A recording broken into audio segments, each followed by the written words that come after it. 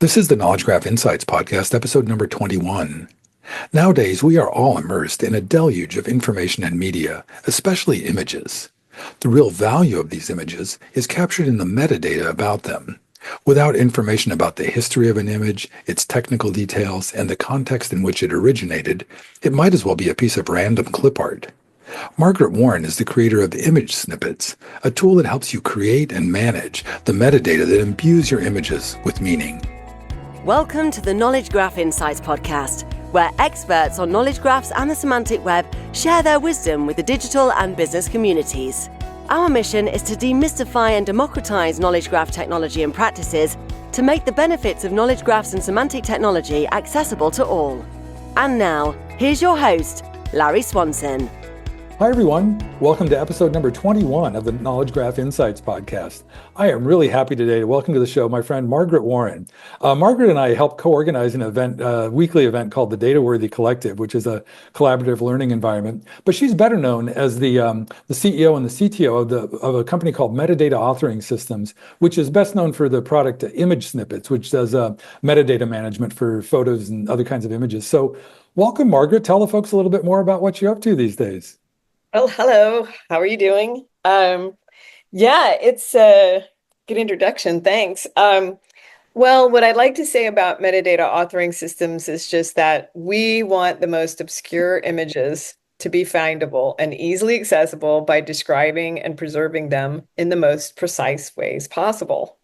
So that's kind of what we try to do. And one of the tools that we created is called ImageSnippets. It's been around for quite some time. And ImageSnippets is, I think it can best be described as a way to take image description data itself and parse that into knowledge graphs. So, which is not something that people necessarily think of that much. It adds a whole new dimension to that content. You know, you have an image, and what is the metadata that's attached to that image, and how do you turn that metadata into a graph? And then what can you do with that graph once you have it created? Yeah. Yeah. No, that's Go super ahead. interesting too. And a lot of people would back up from that. Like, what do you like the use case, the end use case then? It would be like, well, I want that picture of my daughter's fourth birthday party, or this specific product piece, or that famous Porsche engine manifold, the Mhm. thing that example I that you've show that a used. lot. Exactly. Yeah. Yeah.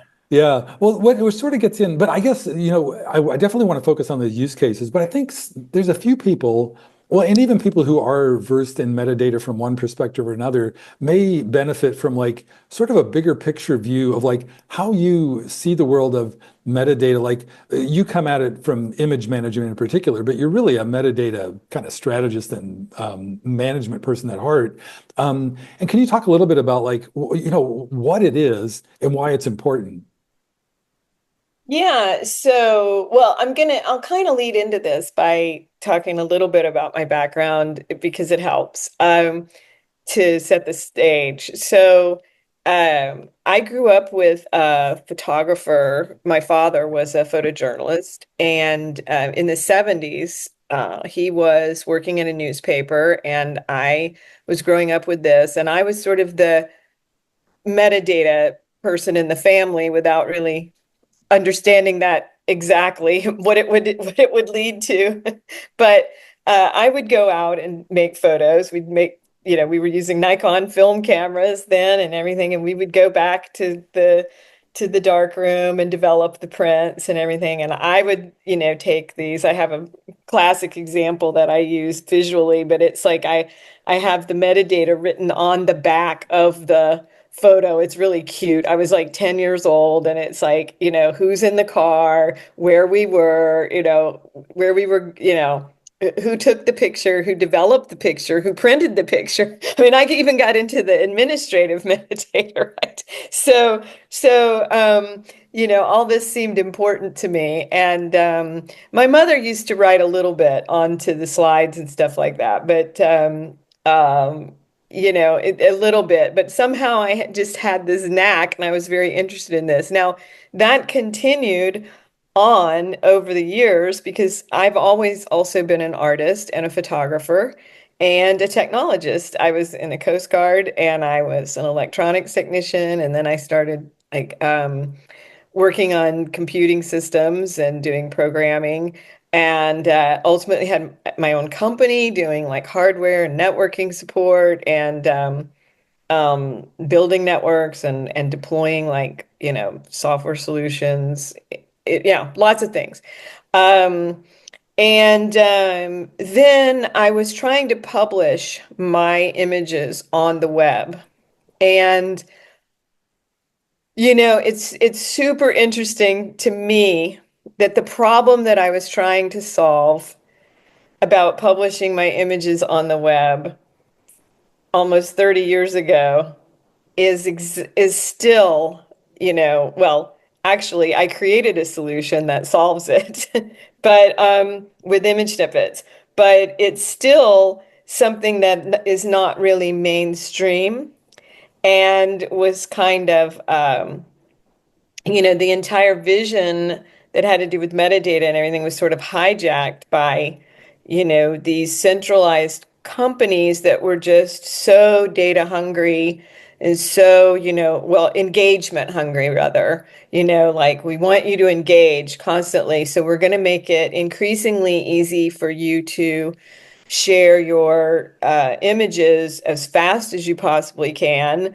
without, you know, um, without thinking very carefully about the metadata aspect of, what is in these images, why you're sharing it, why it's there, so this is such a deep, deep, deep subject. But so to answer your question about what is metadata, okay. So I often say that metadata really ultimately is sort of data about anything that you're talking, that I can hold up this coffee cup and say, oh, I can describe the coffee cup. It's got flowers on it, the size of it, the shape of it, how warm it is, the temperature. Anything that I really say about anything is metadata. But when it comes to, say, images that you're going to put on the web, and I like to narrow it down to images because that's really my forte, still images. But you can have, of course, metadata on PDF files and audio files and video files, and everything can have metadata attached to it. So inside of images, you can add headers and other types of information that would contain things like, um, you know, the EXIF data. A lot of people are very, very familiar with EXIF data, which is that is the data that usually comes from hardware. So that will come from a camera, or it will come from a scanner, or some piece of hardware that will say like what the settings were. It will say like, sometimes it will give the GPS data. If you take an image with your smartphone, and it will include the GPS data unless you turn it off, of course.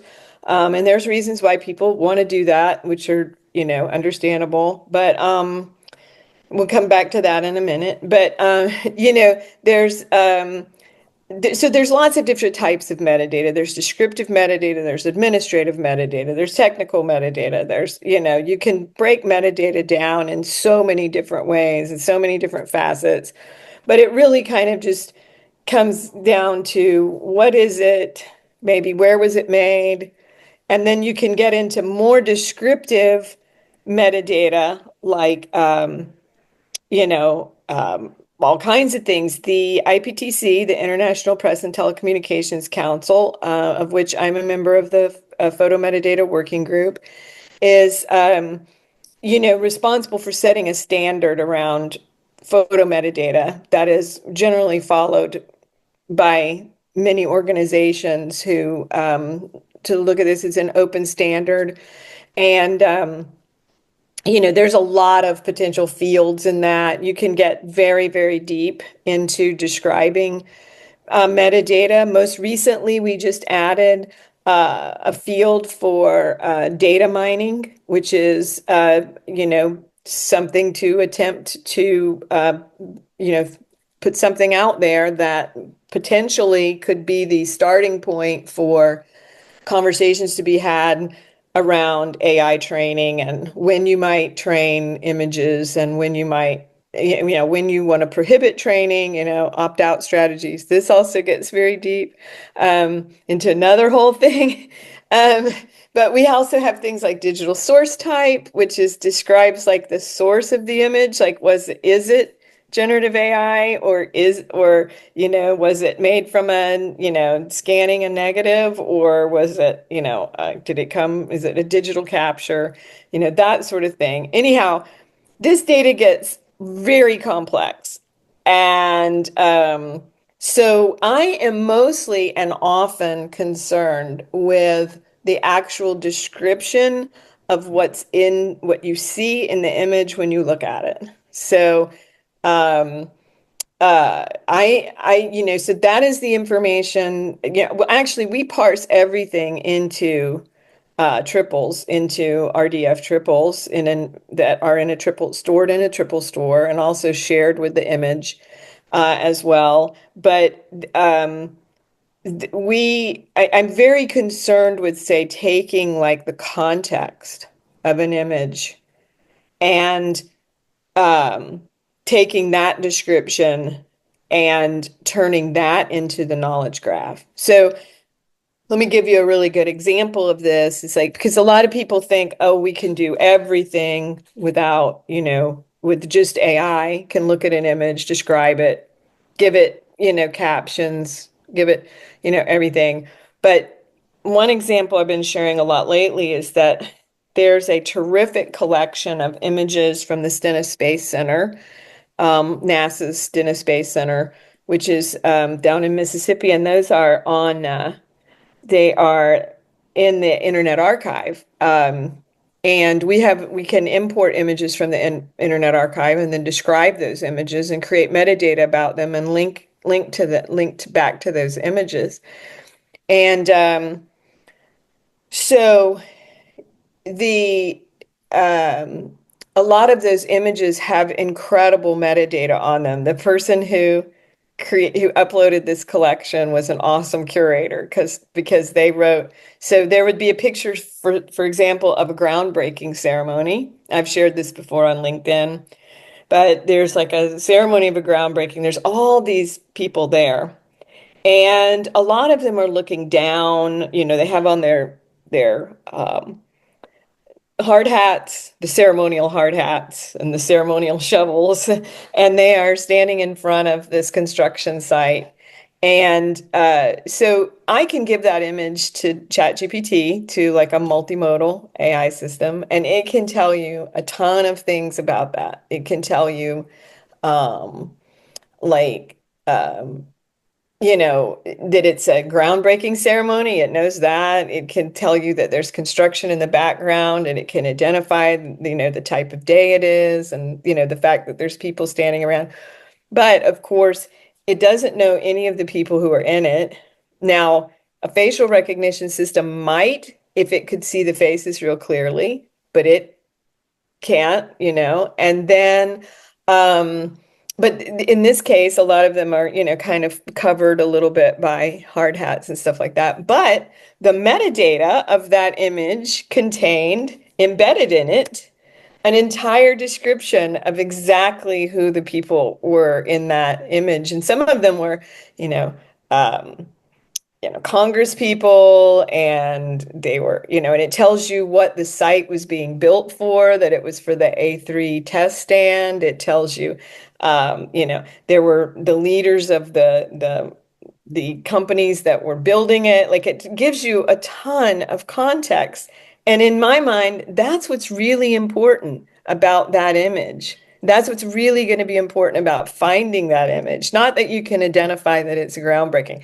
I mean, it's great that a multimodal system can identify this generic information so um, easily and so well right now, with just using pixel data and, all of the combinations that have, come out of machine learning over the past 2 decades. But I still feel like that, that the provenance, that the real context, which is that's the metadata that I really think is important. And so I know I went Yeah. off on a No, little no, bit of no, a but rabbit that's hole, I gotta say but that's I yeah, love that because there's so much you interwove all the stuff I asked the first couple of questions I had about like yeah, what it is, why it's important, and then sort of got into some of the technical manifestation of it. Like I'm so curious about like you mentioned the XIFF format and other and the fact that those NASA images had metadata associated with them.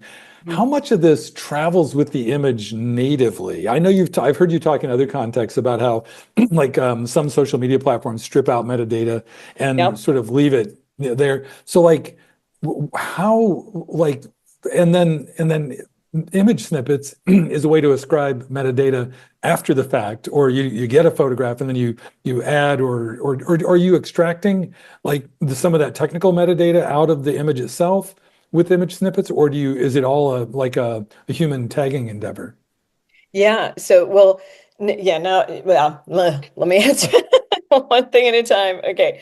Um, so, yes, I do want to emphasize, one of my pet peeves in the entire world, that I'm very passionate about is that social media, and I think I touched on this a second ago, but I got distracted by my rabbit hole. But the data hungry, engagement hungry machines, um, they immediately start stripping metadata. Now, you can argue about all the reasons behind this. There are multiple factors. Sometimes, you can sit there and look at, well, why would Facebook or anybody, delete, all the metadata? Well, some of it could have to do legitimately with file size at the time. When you have the billions of images that they have, that those extra bytes, of course, are, can take up a lot more disk space. But they also, there's this whole plausible deniability factor. I mean, there are bad actors who will do things with metadata. There are stalkers. There are people who are having domestic issues. There's just bad people. There's pedophiles. They want to look at embedded metadata if they can to try to find clues of, where this image was made so they can, go find somebody. So I find this curious because we are in this age where people want both anonymity and transparency at the same time, and which makes it really difficult. People want, so I like to use this example. You can ask people, do you want us to remove your metadata from your image? And they'll say, oh yeah, absolutely, take it out. I don't, like I don't want anything about where I'm at, where my actual location is, you know, um, left in my image. But then in their post, they will tell people exactly where it is. Like, oh, here we are hanging out at the hotel in, San Antonio, and, we were having cocktails last night, and, I mean, so it's like, well, okay. I mean, you want it both ways, right? You Mhm. don't want to, but you don't really want to think about it. And I do feel like this is a mindset that the engagement hungry centralized platforms have nurtured, is this idea that you can share anything that you want, and you should be able, and as fast as you want, without having to think about the responsibility of why you're sharing it. And, maybe it sounds really old school to say this, but I always felt like, and I've said this in other places before, I've always felt like I typically don't share things online ever unless I feel like I was, you know, comfortable standing in the middle of a mall or somewhere in a shopping plaza on a Saturday afternoon, telling anybody that would walk up to me those things, Mm. right? Like, that's what I share online. Okay. I don't, I don't, um, but I feel like these companies have stripped away sort of the personal responsibility that we could have for um for just being more aware, having more awareness of what we're sharing and why, and being a little more careful about it. But of course, that's not what everybody wants. Everybody wants to put more and more imagery, more and more details of their lives, more and more stuff out there so that they can get engagement. I mean, I have to say, I'm sure this is maybe it's a little bit of a boomer kind of take, but it's like, I'm still blown away by just the amount of personal information that people share on, TikTok and YouTube, like all the time, so, Yeah, no, but as you're talking about that, it's really interesting to me. Like that example of like you take a picture of a hotel lobby, and in yeah. one context, you're posting it on social media and saying, "Boy, we had a great time in San Diego last weekend." But like a social media platform is probably harvesting that because it's tagged as that location and using it like in some way with that hotel, and Mhm. somehow using it as user-generated content for that. So I'm curious about, you mentioned earlier different types of metadata, but I'm wondering if there's different, and you've mentioned context. And now I'm thinking of like that convergence of types of metadata and context. Like in one situation, like you want to know what the place is, but in another you don't. Like, how do people manage that? Is it like how do you manage that the appropriate contextualization for the use case you're in the middle of, while at the same time keeping that sort of like knowledge graphy connectability, of like a generically tagged photo. Does that make sense? That question?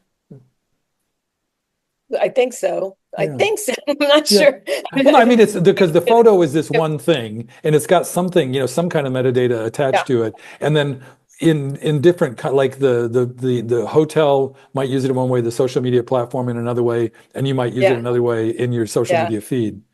Mm. Yeah, so I think I get what you're saying.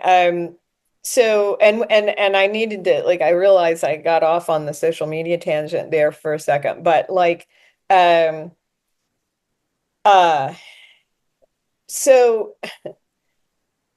in our case with the tool, and I think this is what you were asking a minute ago as well, is like um so when okay, as an architecture, ImageSnippets is kind of built around linked data principles. And so, meaning that all of the data itself is stored as URIs, and then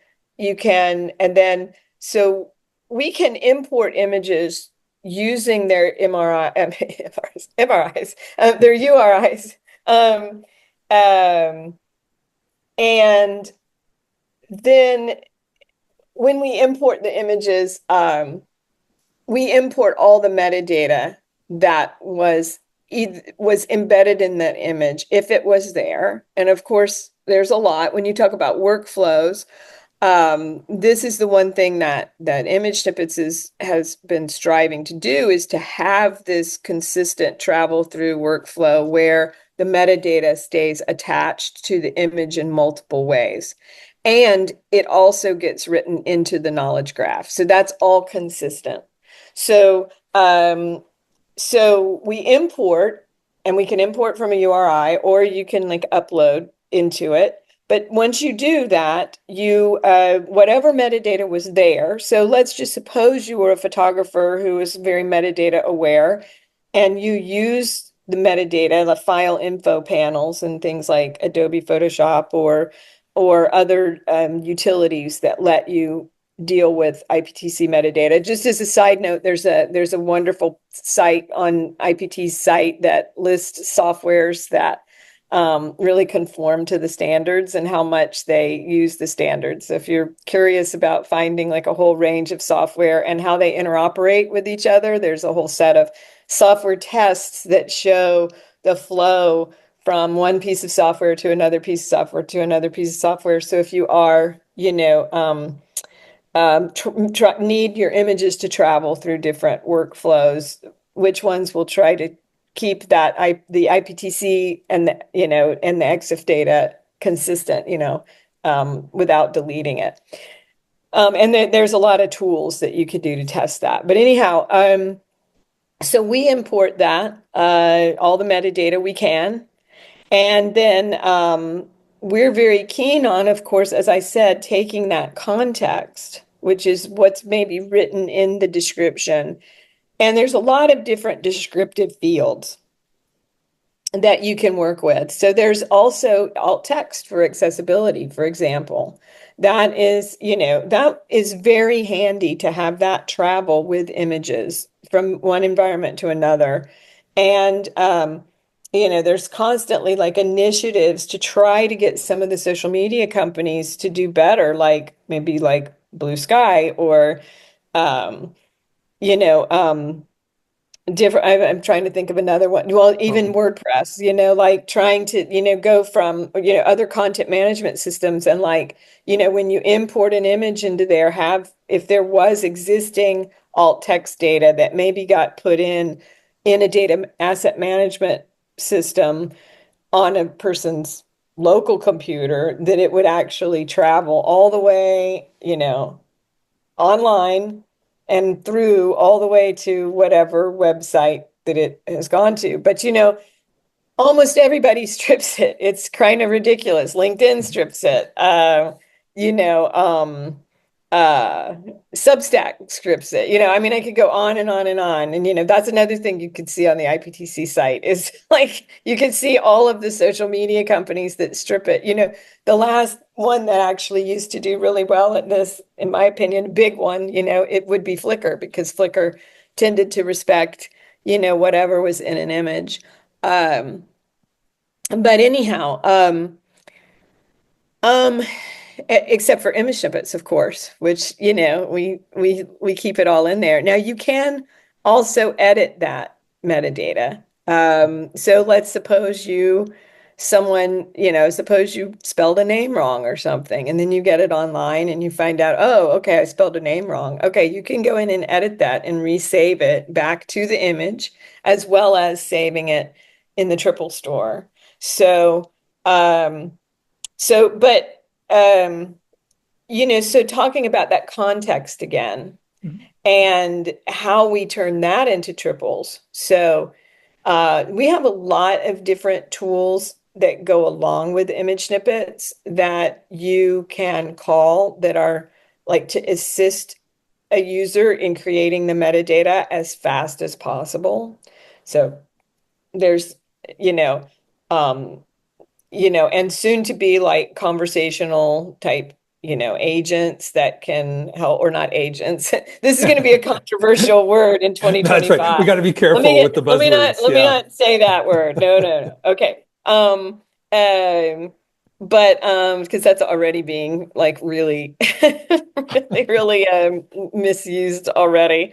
Um, but yeah, so we also can call like a utility that will look through the text and find in the data sets that that when you're using image snippets, you can look up terms that you would typically use as your keywords, but you can look those up and match those. So you can entity match to a term like in a linked data set, like in DBpedia or Wikidata, or you can create your own if you can't find it. If it's, somebody that personally that isn't in Wikidata that you're going to, talk about frequently in your images, you can create an entity for that person or that place or what have you. Then now you're able to write everything as triples, as just a very simple subject and predicate and object. So basically, this image depicts the Eiffel Tower. And then each one of those parts of that becomes a URI. So this image is the JPEG itself. There's a relationship between the image and the keyword. And then you have the keyword, which is like Eiffel Tower.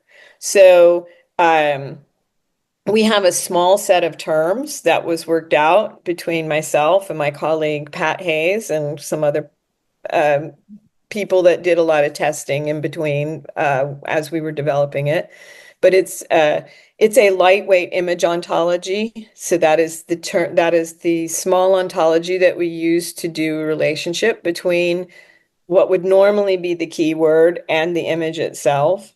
So this is how we're building like name graphs around images. So and then they're all part of the big overall image graph. And so then you can do so much with that. I know, like we said, we're always talking. Everybody's always quoting Jim Hindler. So, and I love quoting Jim. He's such a great person. Um, when he said, "A little semantics goes a long way," because it really does. So you know, when you're able to describe an image using some term like, oh, let's say if I say a lighthouse, okay, um, because of the SCOS concepts, the subject concepts in DBpedia, I can also find that lighthouse by doing a search now for like Egyptian inventions and all kinds of other things, right? That I didn't have to know that even it's like I did not let me just rephrase this. Um as a keyworder, you may or may not know certain things or know like all the potential like subclasses or subjects that something might be related to. So you may not think to put those into into your keywords that you would be attaching to that, like normal keywords. Um, and so like Egyptian inventions, like I would never think to put Egyptian's inventions on looms or forks or or lighthouses, but they were all Egyptian inventions. So so um, so you can that's a perfect example of Jim's saying, a little semantics goes a long way. So you get a whole lot of like machine inference and machine reasoning Hmm. from just using like one term from a linked data vocabulary. Yeah, I've heard And that. It's so funny. I've yeah. heard Jim's quote like 1,000 times over the last, I don't know, 20 years. Mhm. But the way you just said it, that really ties it up nicely that, a little bit of semantics. We identified this thing as a lighthouse. And because there's an ontology that knows that lighthouses were invented by in Egypt Yeah. 4,000 years ago or whatever, you can attach that. But hey, Margaret, I can't believe it. We're coming up close to time already. Yes. These things always Right. go way too fast. But hey, before we wrap though, I want to make sure, is there anything last that you want to talk about? Like, is there anything you want to revisit from the conversation or any last little tidbit you want to leave us with?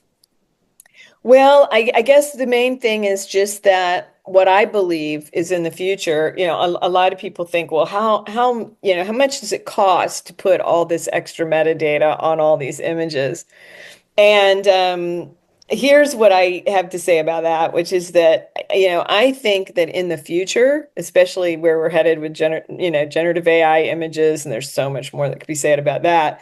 But I really truly believe that original, accurate, provenance supported, long-tailed data, long-tail content is really going to get increasingly more valuable because it's going to be, harder to find. And so the items, any sort of resources that have more of that type of metadata that supports the provenance, that supports the originality, supports what's the content of, the context of what is in that content.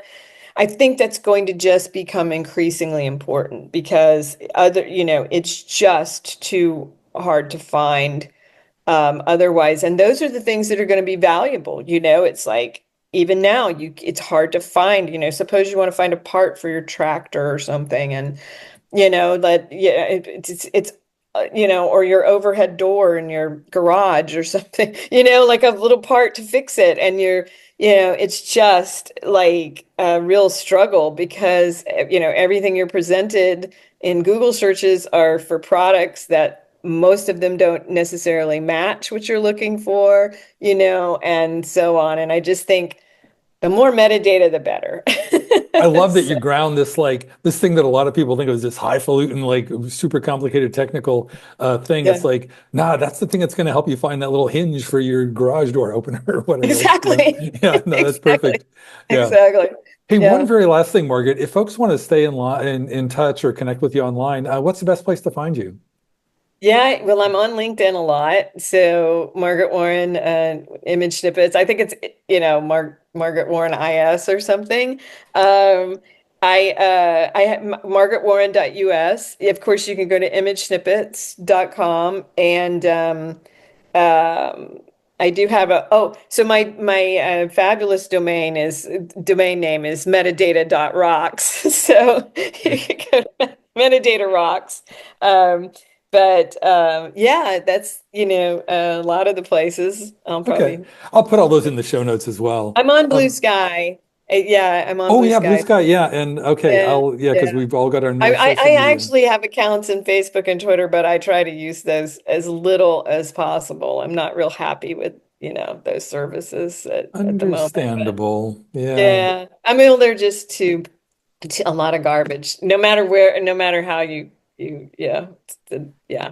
So Cool. yeah, Well, thanks so much, Mark. I mean, we talk all the time, and this was like, I love that we got to just focus for a half hour on metadata. That's like, it's yeah. a treat. So thank you so much. Well, thank you. I hope I didn't go too off into too many rabbit holes. Sometimes I have a tendency to do It's that. all about the rabbit holes. So thank you. That's good. Okay. All right. Thank you. For show notes and to sign up for our newsletter, visit our website at knowledgegraphinsights.com. And please rate and review us on your favorite podcast platform. Thank you for listening.